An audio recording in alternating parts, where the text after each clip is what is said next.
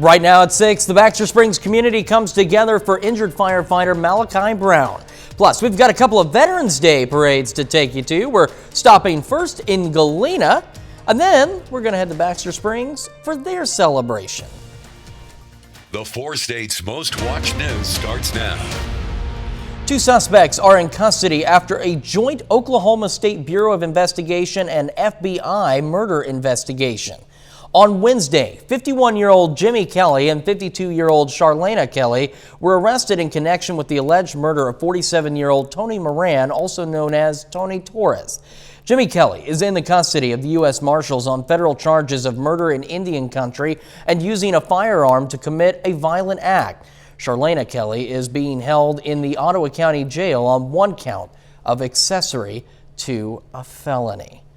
It has been an absolutely gorgeous day across the area. A little bit chilly though now. Nick Kelly joining us. Look at that forecast. Yeah, it certainly has been, Chris, but at the very least, we kept things quiet as can be with plenty of sunshine up top. A little bit of high cloud cover, but it's creating a nice contrast as the sun begins to set at 6:19. Enjoy it because once we hit 5:14 tomorrow, it's already going to start getting dark. In the meantime, though, we've got plenty of quiet skies on top of the region, the entire 4-state region, as a matter of fact. We're in good shape while we still keep an eye on our next building storm system out in the Pacific Northwest.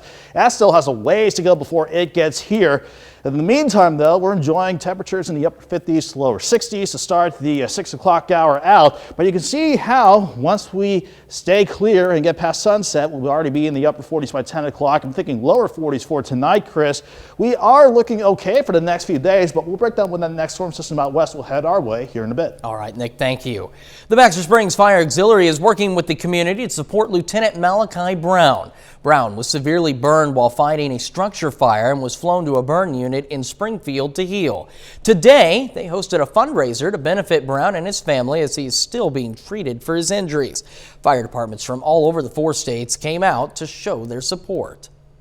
We've had departments from Oklahoma, all across Oklahoma show up here today. Departments from Missouri, across Kansas, and even into Arkansas have been supportive and doing their own fundraisers and raffles and boot blocks to gather money for Malachi's family in his time of need. And it's really, really awesome to see, and we're just so grateful for all their support.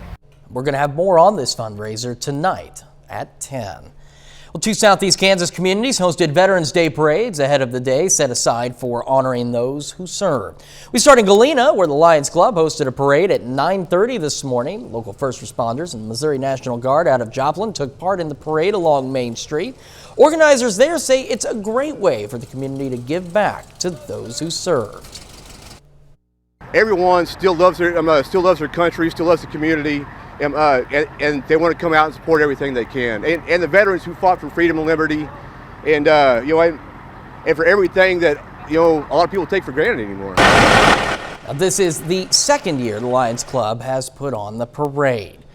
An hour and a half later, the Baxter Springs Lions Club hosted its own Veterans Day parade along Military Avenue. Some of the participants from the Galena parade made the short trek over to take part in this one. There were some additional first responders as well as the Baxter Springs High School band. Missouri National Guard also came up for this parade today, and for them, it's an honor to see the other veterans. Well, for us, seeing them, it shows relativity. So we look upon them because they served before us and they've helped out the community. They've served, they've done their part. Now, following the parade, a special ceremony was scheduled at the Veterans Memorial in Baxter Springs.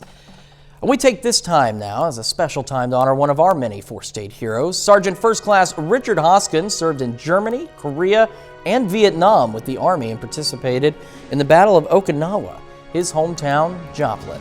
We're proud to recognize Sergeant First Class Richard Hoskins, tonight's 4-state hero. We got something important. It's coming up here in just a few hours. See right there, it is time to set your clocks back. So there are 3 key things you need to remember to do. The first, of course, is set your clocks back 1 hour if they don't automatically do it for you. Second, change your smoke detector batteries. Local fire departments say that 2 time changes each year are the perfect time to change those batteries. And lastly, in this case, you get to enjoy a little bit of extra sleep.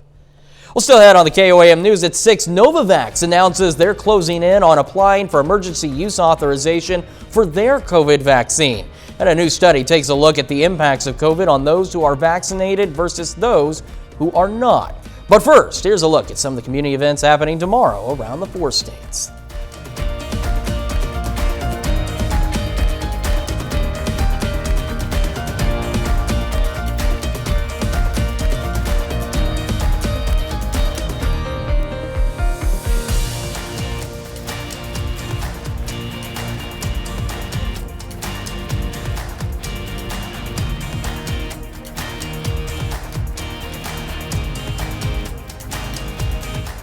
States Amputee Network. Another company hopes to offer its version of a coronavirus vaccine in the months ahead. Novavax plans to turn in complete data to the U.S. Food and Drug Administration before the end of the year. Its aim would be to earn possible emergency use authorization for its vaccine. Biotech company CEO says a first 100 million doses would be ready to ship if an FDA green light is given. Novavax says its vaccine manufacturing method is more conventional than those vaccines currently authorized for use in the U.S. This version stimulates immunity by using small laboratory-made pieces of the coronavirus. Novavax says Indonesia just became the first country to grant emergency use authorization for its vaccine. The company has already applied for EUAs with several other countries. Even with a breakthrough infection, people who've been vaccinated against COVID-19 do not get as sick with the virus. That conclusion comes from 2 research teams reporting this week. There was strong protection against severe disease and death even months after first vaccinations and with the more transmissible Delta variant spread. One study looked at nearly 800,000 male and female veterans, all fully vaccinated and using data from PCR tests. It did find a significant drop-off in vaccine efficacy against mild and asymptomatic infection from 80% to below 50% over 8 months' time. But with all 3 vaccines, effectiveness remained high against death compared to veterans not vaccinated. Researchers say the latest findings still point to an urgent need to reinstate multiple layers of protection while encouraging more people to get vaccinated. New drugs could soon be approved to treat COVID-19, and the first shots are going into younger children's arms. Bradley Blackburn has a look at some of this week's top health stories. Elementary school children started getting their first doses of Pfizer's COVID-19 vaccine after the CDC gave the green light for the lower dose shot. In clinical trials, the vaccine was nearly 91% effective in preventing COVID infection in kids ages 5 to 11. Pfizer has announced a new pill to treat COVID-19. Results from a new study show the drug reduced hospitalizations and deaths by 89% in high-risk adults. The company will now ask the FDA for authorization. A similar pill from Merck is also under FDA review. A new national study finds more than 21% of Americans are still unwilling to be vaccinated against COVID-19, and about half of them say nothing will change their mind. Researchers found vaccine hesitancy was higher among people with conservative political views and with a lower household income. Those are some of the week's top health stories. Bradley Blackburn, CBS News, New York. Later on the KOAM News at 6, Pitt State is taking on Washburn. Sports Director Jacob Linder will have those highlights in sports. Plus, we have a few more nice mild days before we eventually see our next chance for rain roll on in. We'll break down the week ahead when we come back. Arts in Branson.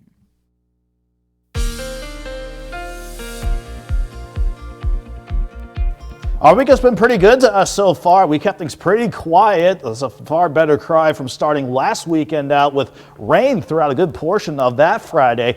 But since we kept skies quiet, that allowed us to go from the upper 30s to near 40 yesterday morning to upper 50s yesterday.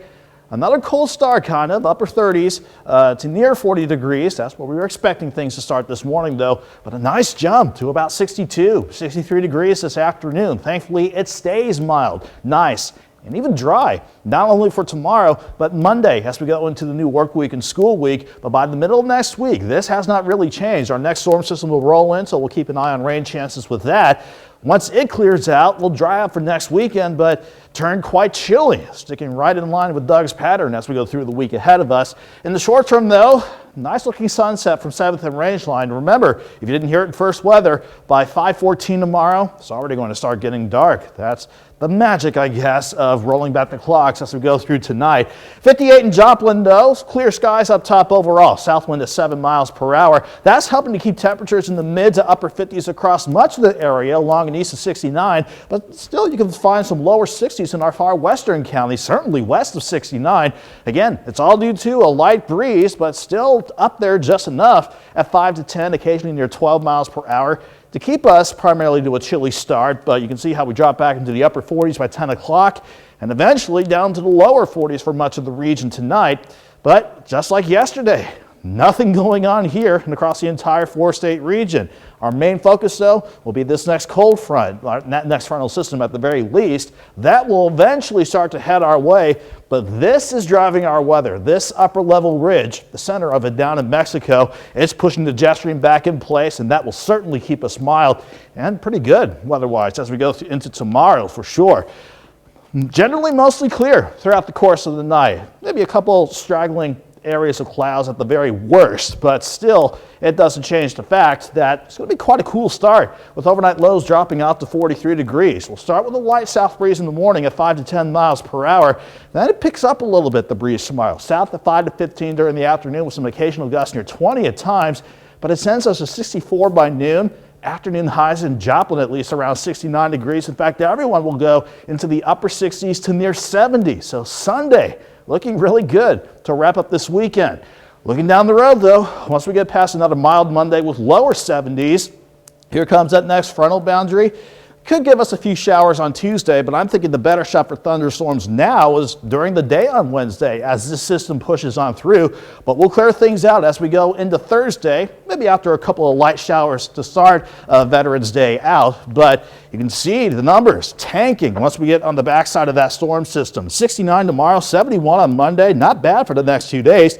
Holding near 67 Tuesday and Wednesday, and then we're back in the 50s on Thursday and maybe upper 40s by Saturday, Chris. Still a little bit of a roller coaster temperature-wise, and still a little bit of roller coaster when it comes to that forecast between the nice sunny stuff and then suddenly it rains again. Yeah, but at the very least, we're not looking at anything too strong Wednesday, so there's a little silver lining there. That's a good deal. Nick, thank you so much. Jacob Leonard now here with sports. Big day for both Pitt State and Missouri Southern football. Chris, the Lions try to knock off one of the best teams in the country, while Pittsburgh State tries to keep their playoff hopes alive at home against Washburn. It was a good one. We'll have highlights next.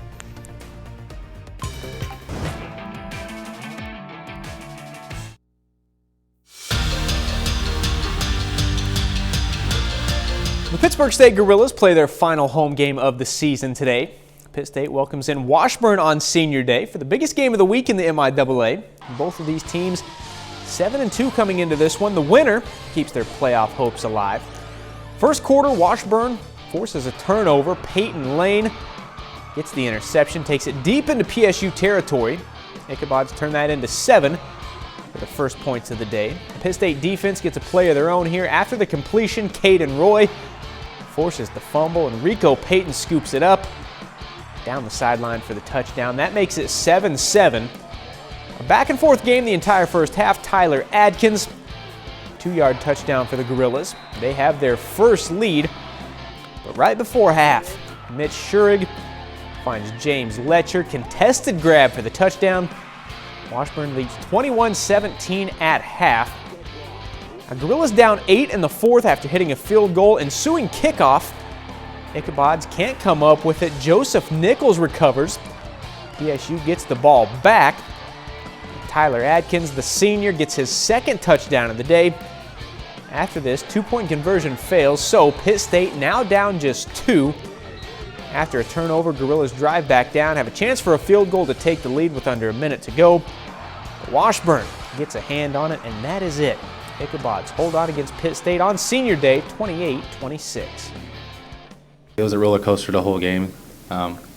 It's just you try, and when you get momentum, you try and ride that as much as you can, and then when they get it, you try and get it back as soon as you can.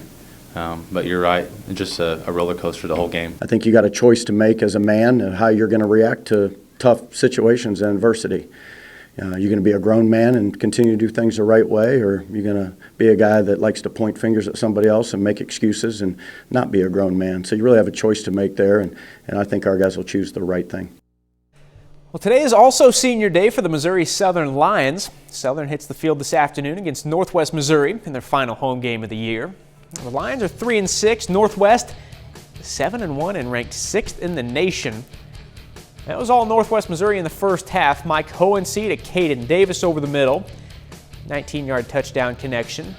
Northwest shuts out Missouri Southern 35-0 in the first half. Bearcats' next possession, Hohensee looking downfield. Ian McSwain, though, with the pick. Lions hold the Bearcats' attack down, so it stays 35-0 going to the break. Now in the third quarter, Southern takes over inside the 10. Dawson Hurl to Jaden Stoshak. Back corner touchdown. Lions on the board. Later, handoff goes to Al McKellar. He gets outside. Look at the finish, man. Plows his way into the end zone. His third touchdown of the day. Northwest Missouri rolls by Missouri Southern today, 49-7. When you're getting beat up like that, it's real easy to just bow your head and quit. It is human nature. And our guys didn't do that. You know, they just kept battling and kept fighting, and we were able to get on the scoreboard. In the future, we just got to do a better job of limiting the points we give up in the first half, so that when we make our adjustments and we kind of slow them down in the second half, it's a lot easier to either come back or maintain a lead. The JUCO ball now. NEO at home today in season finale against Blinn. Early on, Aaron Normant takes a snap, takes off, gets into the end zone. Norseman out to a 7-0 lead. Then Jamani Jones, we've seen this all year, takes the handoff, rushing score of his own just like that. NEO out to a 14-0 lead.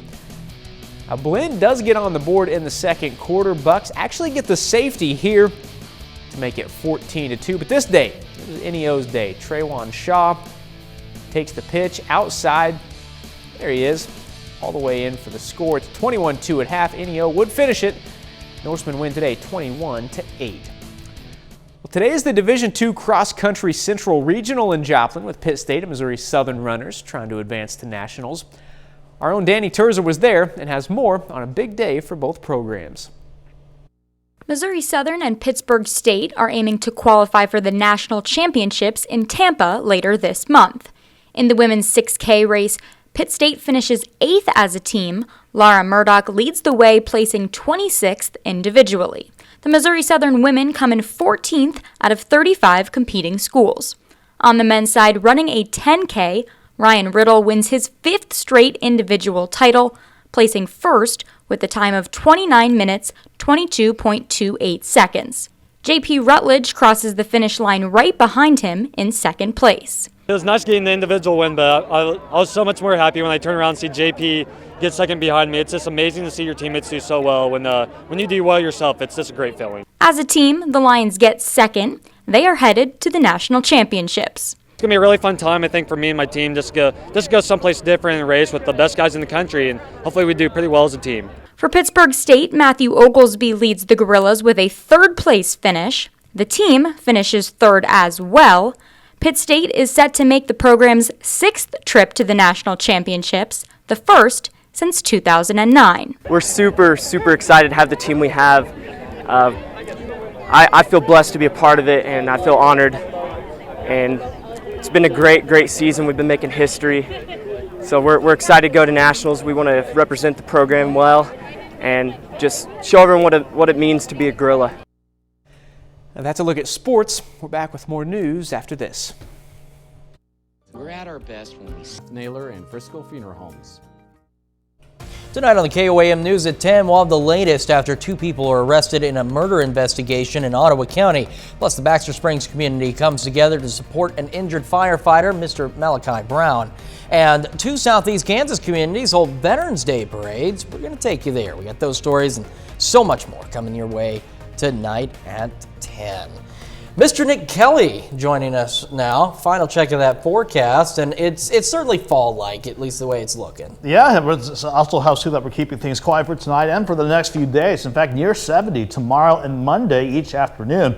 But staying with Doug's pattern, we'll have our next storm system in for the middle of the week. Maybe a few random showers Tuesday, but the better chance for any rain or storms, not severe, will come in on Wednesday. All right, Nick, thank you. Final check in sports, Mr. Leonard. Pittsburgh State Gorillas now 7-3 through the first 10 games of the season. They'll make a road trip to Fort Hays State to wrap up the regular season next week. We'll also have more post-game content from them tonight at 10. All right, looking forward to it. Guys, thank you so much. That is our time for now. Remember, we're always on at KOAMNewsNow.com. Of course, with that KOAM News Now app. And thank you so much for making us part of your night.